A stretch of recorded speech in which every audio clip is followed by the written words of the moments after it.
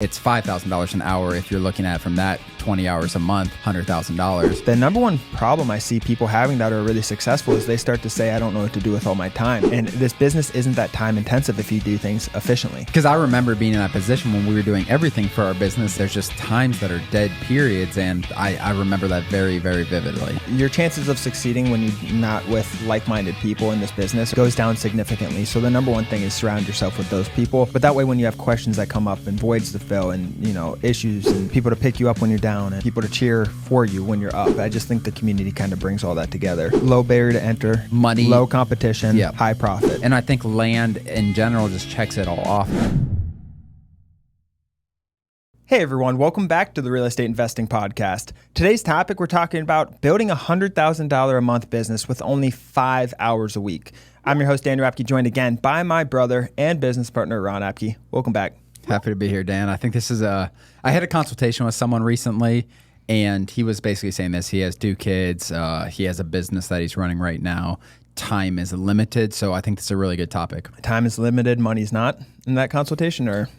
He had some funds to go behind him, so yeah, that definitely helps. I think that's a huge question mark when someone's coming. If you're coming into something and you have no time, have no money, that's tough. Yeah. But if you have money behind you, you can make a lot of stuff happen. Yeah, or time and no money. It kind of work hand in hand. Exactly. That's when we talk about, little to no money, and you have all the time in the world, you can make stuff happen as well. And for the point of this episode, building a $100,000 a month land business with 5 hours a week might sound impossible, but we have people literally doing that, and people they might have put more work in up front, or they might have just done it over a slower process, or over slower time. Mm-hmm. I'm saying so.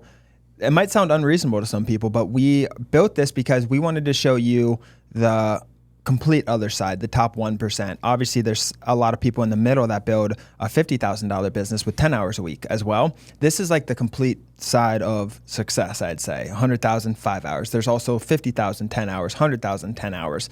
But we want to talk about the time commitment and energy needed for this business in this episode. Yeah, I mean, obviously, it's not like other things are happening in your business outside of those 5 hours, automations, delegation, VAs, answering service. There's a lot that we're going to talk about in this episode, and I don't want it to act like you're just doing everything for your business in those 5 hours. A lot of other stuff's going to happen during that time or outside of that time frame, but we've had, like you said, we've had people build it up to this. They're extremely efficient with the time they do put into the business. They've delegated well, so I think it's really good. Absolutely. So let's just talk about, there's time and there's energy, and then we'll talk about the return you can get on your time.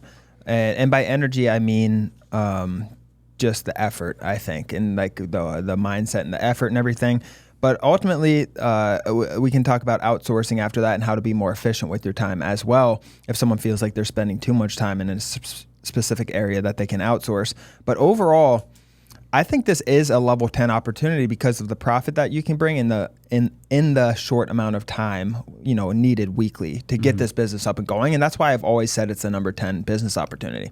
Yeah, for sure. And it's going to be hard off the bat. Like if you're starting in land and you're trying to do this exactly how we're saying, like, could you do it? Probably.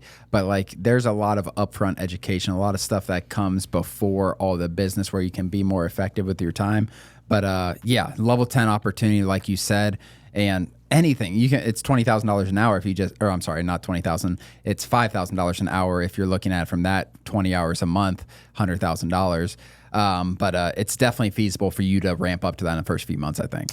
Yeah, and I always tell people in business and entrepreneurship and land flipping, it's not always a sprint, and you shouldn't look at it like that. I think the people are better off who come in and dedicate an hour a day, 1 to 2 hours a day at first, just slowly, consistently moving it forward. Some days maybe they only got 30 minutes, 20 minutes. Some days they have an hour. Maybe the weekend comes, they take a day off, and then they make it up and do 2 hours one day on the weekend, 2 hours one day. So I always think in terms of time spent, because that's I get that question all the time. How much time do you think I need to spend a week? And I tell people, I was like, 10 hours should be a good amount of time on this business. And I still stick to that. I think that's a really good time. Obviously you can cut that back if needed, or you can ramp it up more if needed, but the number one problem I see people having that are really successful is they start to say, I don't know what to do with all my time. Like they don't have a job, they quit because they're making good money.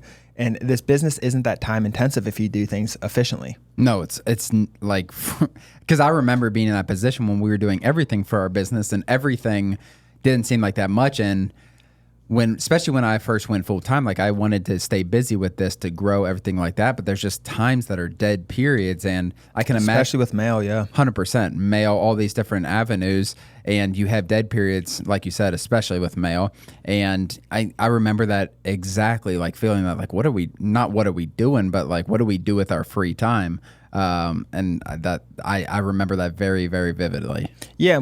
So let's just say, do we both agree 1 to 2 hours to start a day is pretty? For sure. I think I usually tell people 45 to 90 minutes, 45 minutes to hour and a half. Yeah. I mean, if you can do 2 hours, I'm not going to tell you not to. I'm not going to tell you to work less because you just want to be consistent. Like whatever you do today, make sure you can do it again tomorrow and the next day is more important than putting it all into one and then burning out. And that I see that so much with people just putting in, they get excited. They have their little dopamine rush. They saw, oh, someone made $25,000 off a land flip. I want to make $25,000. And they sprint for 3 days and then they're done. So whatever you do today and tomorrow, make sure you can do in a month, make sure you can do in 6 months, and just continue to move forward slowly. So 1 to 2 hours, 45 minutes to 2 hours or so is a good amount of time to ramp things off and build your systems and scale.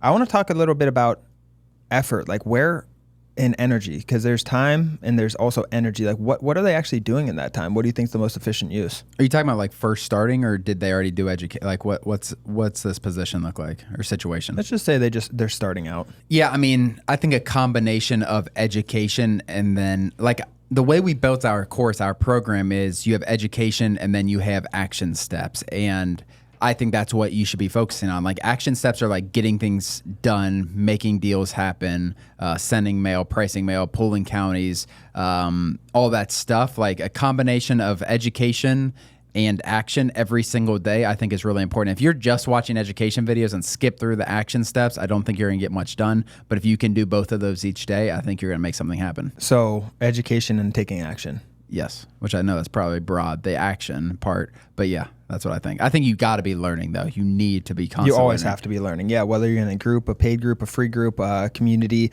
whatever it is, being around, your chances of succeeding when you're not with like-minded people in this business or any business in general goes down significantly. So the number one thing is surround yourself with those people, whether it's through a community or whatever that looks like for you.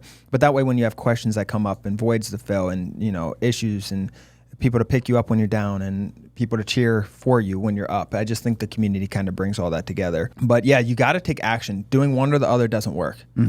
For sure. Yeah. I mean, if you take action without knowing what you're doing, you're going to make mistakes, which you can learn from those mistakes for sure. They're expensive though. They're expensive mistakes for and sure. Timely. And then there's the common one is people who just keep on learning, never take action. Because a lot of times action is where some money, it could be uncomfortable for you. Learning and sitting in front of a computer and watching some modules is not uncomfortable. Putting some money out to send mail, to send text, doing something you haven't done before can be a lot more uncomfortable, and it can cost some money. Taking action is what drives success. 100%. Education's good. You need it, but you got to do them side by side.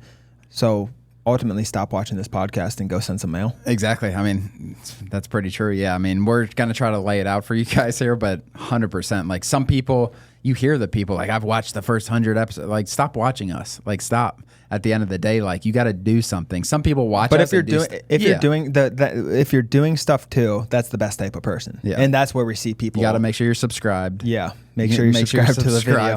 To the YouTube channel. Get the notifications. Yeah. Get notifications and then take some action after this. Like that's the combination of that and action without education, you can make happen. Education without any action, nothing's going to happen. And education is easier when you're taking action because you have those things come up. You're like, sure. Oh, they just brought this up or they got this feedback from a call, how to handle that call. Oh, I had a call last week like that. And you just start connecting the dots with what's actually happening. When you're learning and you're just learning to learn, it's very difficult sometimes to understand what they're actually doing. You know what I mean? It's kind of like teaching being the best learning. Like that's what I was talking to my son the other day. And like I've been teaching, I teach land. I was a high school teacher. I coach basketball. Like that's when I was when I was learning chemistry the most. It wasn't when I was getting my bachelor's in chemistry. It was when I was teaching high schoolers chemistry. Yeah. And that at the end of the day is it. But let's talk, Dan, about like what does someone's business look like who's doing 5 hours a week? Like what after the education, they understand the business model. Let's say someone came to you, wanted to be a one-on-one coaching student with you. Let's say you did it for free, whatever the situation is. And they wanted to do $100,000 in the next couple months. They have all the education. They know how to send mail, but they want to do it in 5 hours. Like where are we taking them? Where are you taking them? I mean, building out some sort of marketing schedule would be the first thing I probably did. So selecting all your counties in front of you. You got to put your energy and time into the right places, because you start putting it in the wrong places and you're not going to see the same return as $5,000 an hour like you're talking about.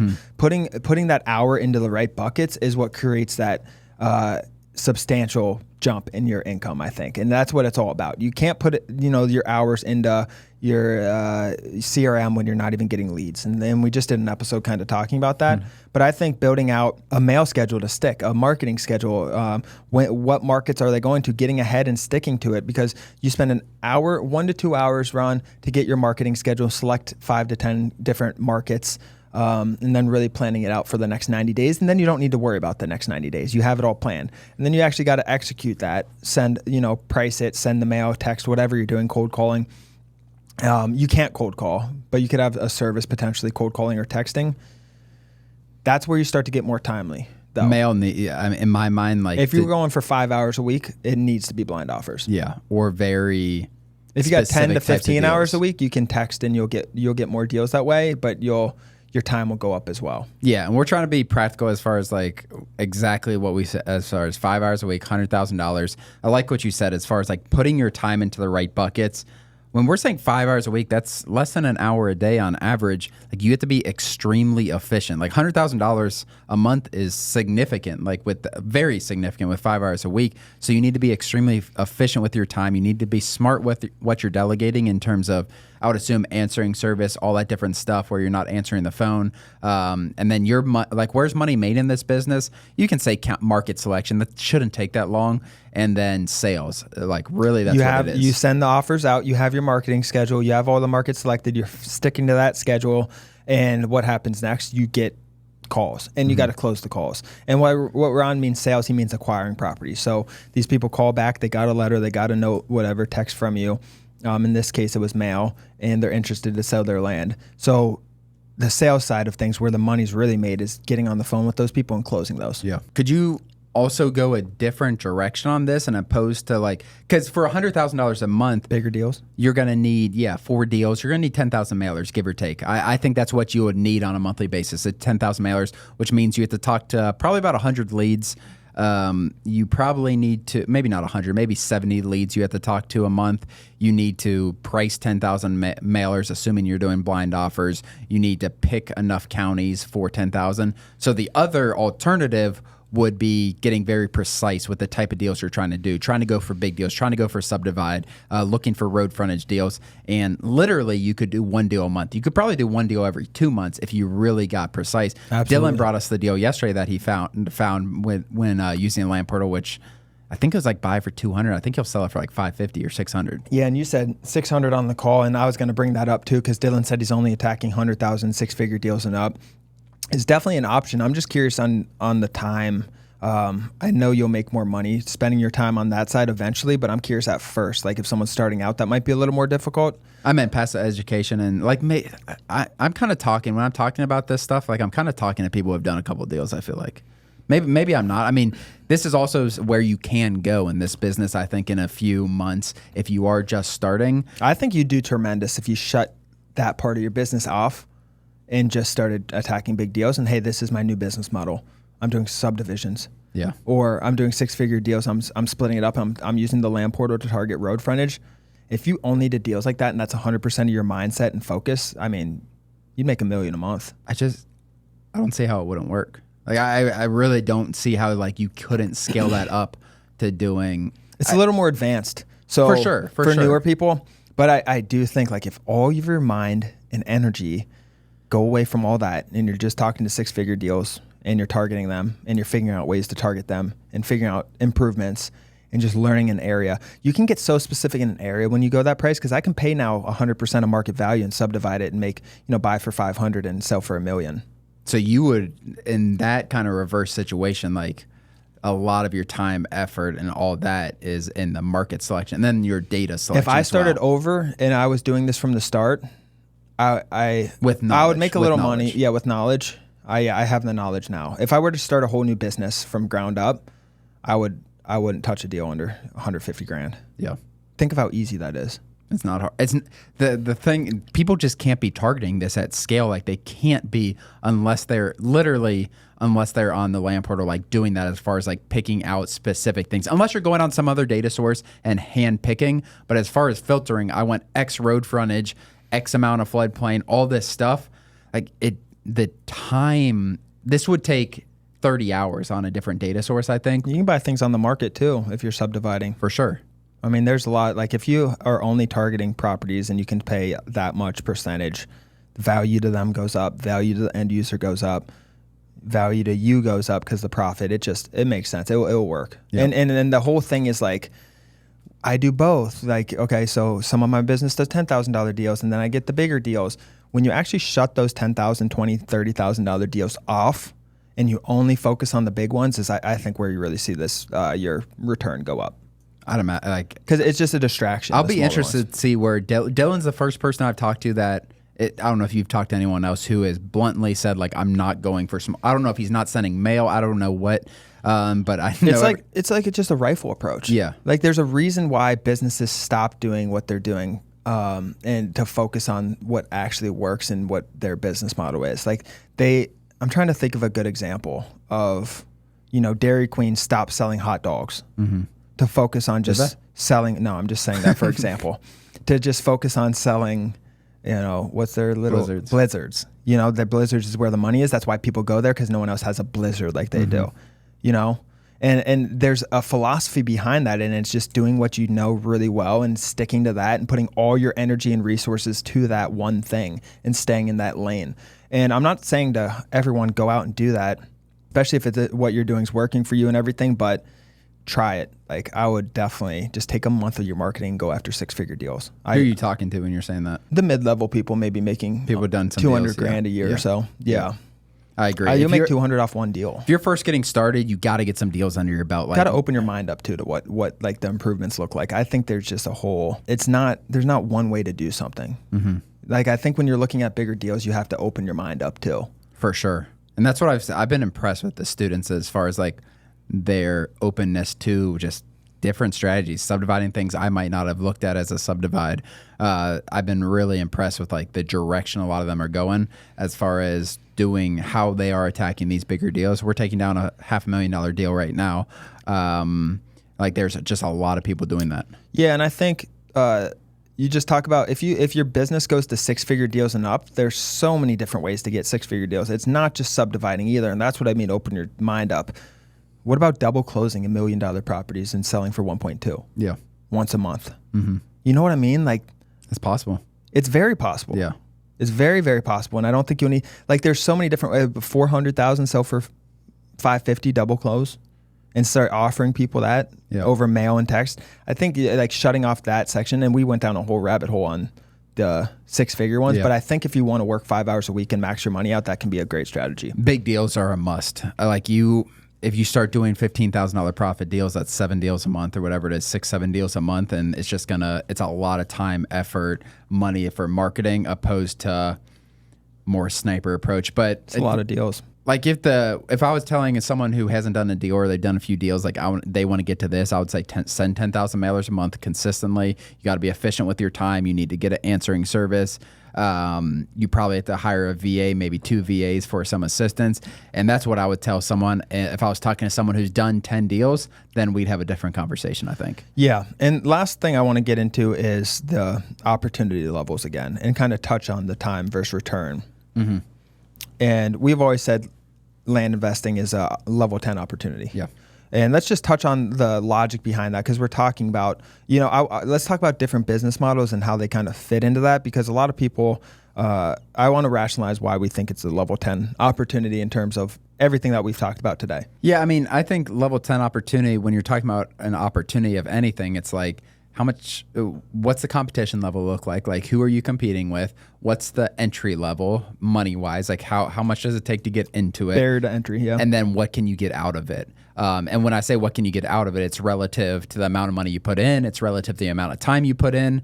And I think land in general just checks it all off in terms of all those things. Well, really. low barrier to enter, Money, low competition, yep. high profit.